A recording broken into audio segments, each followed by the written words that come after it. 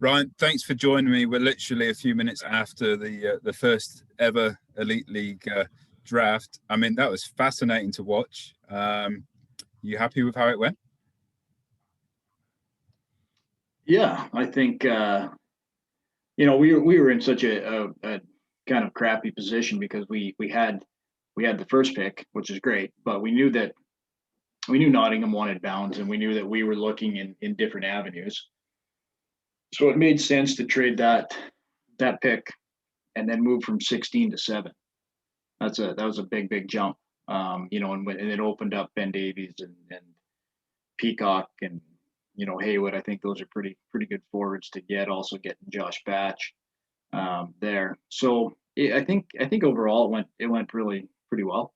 The Mike Hammond one was tough because it just the fear of his team winning and him not being able to participate was kind of paralyzing. It almost like and obviously when you're looking at comparing Laker and Hammy, you got two great players.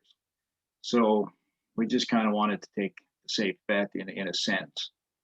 But it was tough, because obviously anytime you got history here, but Yeah. with Hammy and whatnot. So yeah, that was kind of a tough spot to be in, but yeah, I think we're happy with what we got on paper. I think really happy that we didn't protect Balmer, but then we were able to get him back in the draft, especially as a D man. I think he kind of went under the radar because there weren't a lot of D in the draft, so it was pretty thin. So I thought maybe he might, somebody might actually take him Yeah. in the later rounds, but we were able to kind of slide it back in. It's as you said, we mentioned about what a tough decision that was with Mike Hammond. It must have been even more tougher in the fact that we had some quite big news that broke before the draft took place when we revealed our protected lists, and on that list was Kieran Long. Reuniting those two must have been very tempting. Yeah, absolutely. Yeah, Kieran Longer will be in the tournament, and yeah, it would have been nice, and trust me, we went back and forth, and Hammy's team beat the potential team they're playing last night, and so it's just there's so much up in the air with his team. They've won 4 in a row. They've lost 5 in a row, then they win 4 in a row. So you don't know. My insiders in Denmark kind of said, well, they if there's a team that can do it, it's that team.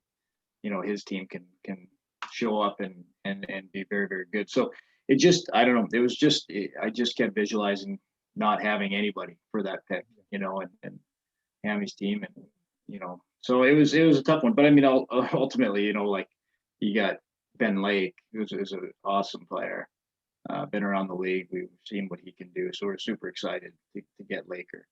And I think it'll be fun. I think it'll be when we add our imports into this, I think it's gonna be a lot of fun. You must also mention the other name that jumped out on that protected list was Hazeldine. Coming up from Nottingham Panthers, a deal that you did for the last season's just gone, which we didn't get around to announcing, but on a 3-year deal.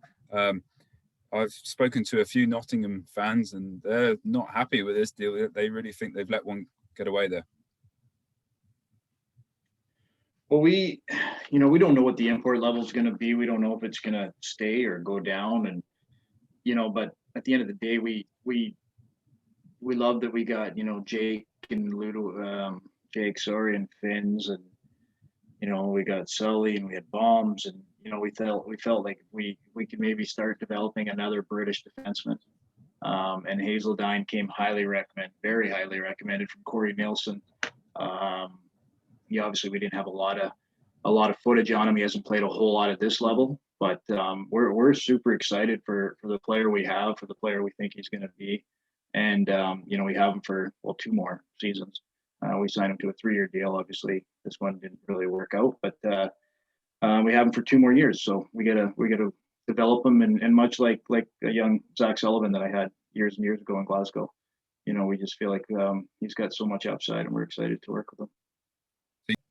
So you took Ben Lake with our first pick of the first round, second overall, and then Aaron Fox offered a bit of a trade before he took his picks. No temptations there. Didn't seem to like the room up there.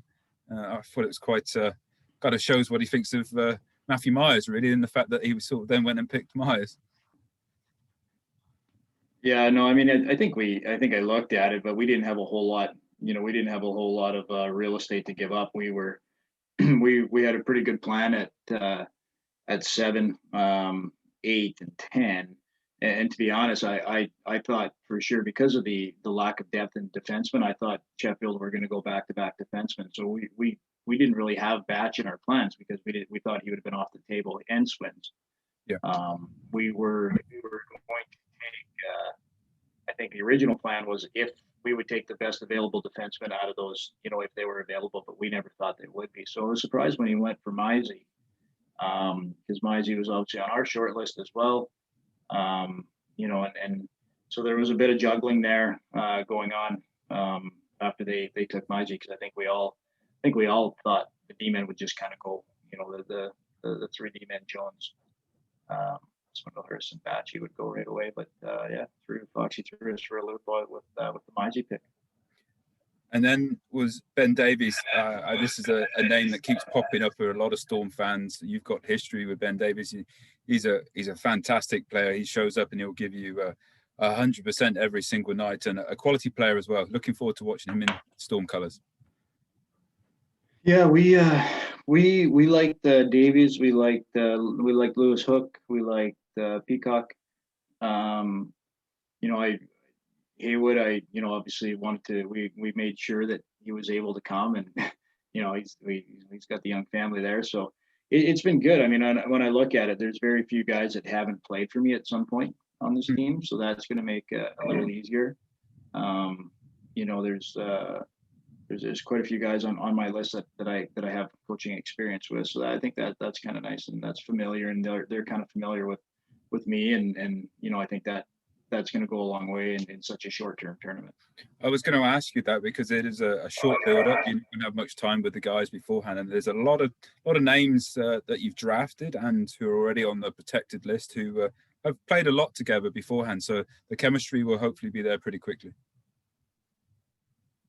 Yeah, absolutely. I mean, you look at the Peaks-Haywood combination. They're familiar with each other, and whether they play together or not, or we feel because we have so much depth up front that we'll maybe make 4 good lines.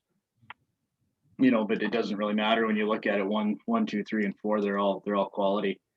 And then on the back end, we've kind of gone with more of a British contingent right now, with only really Daly. He's British, I guess, but we may only be looking at 1 import there and surround them with 5 British guys. So, and again, in goal, I think there's going to be some trades. I think I would be remiss, I think, if there weren't some dealing. We don't get a lot of opportunity in Europe to make them. So I think you will see some movement still yet. Phones are going already with some interesting offers. So I think there will be some movement going on. A bit disappointed you didn't pull the move like Guillaume Doucette, given what was going on there. Do you think there's actually anybody on the other end? Do you think Tim Wallace was actually on the other end of that phone? I think he was just talking to his wife there. Yeah, I don't know. He looked a little play acting to me, but we'll see. I mean, you look at everybody's team. I think it's exciting. I think everybody's got good pieces. I think everybody's happy with what they got. Obviously Sheffield's got Dowd, Connolly, Liam Kirk. Those are 3 big British names to have. And then but likewise, we're pretty excited with what we got too with Laker and Daly and whatnot. So on the dual side, so it's funny. I said if we knew this was happening, I would have positioned myself a little better with earlier contracts back in the year and signed all these Canadian import, all these Canadian British guys, and I would have had all guys. But no, it's cool, man. I think everybody had fun. I know the guys and the coaches had a lot of fun. It'd be cool to do this every year in some fashion. I think it draws a lot of positive attention for the league. You mentioned it just briefly there. I think we'll touch on it before we let you go, Ryan. But there is the opportunity to make those moves. Obviously, Nottingham kind of alluded to that already on the Facebook live stream. You got your eyes on anybody out there, Ryan? Well, it's all pretty fresh right now, so I think I think I got everyone's list now in front of me. So we'll see what everyone has and what we have, and you know where we might be able to do a little wheeling and dealing to see if we can change up a little things with it. But you know, if we stay with what we have, we're pretty happy. I think we did pretty well on this, and you know, we gave up some big pieces, made some big decisions, but we'll see how it plays out. Okay, I appreciate your time, Ryan. What's been a very busy day for you. Thank you very much, and we look forward to seeing what happens next. Awesome. Thanks, guys. See you, buddy. See you. Bye. Thanks.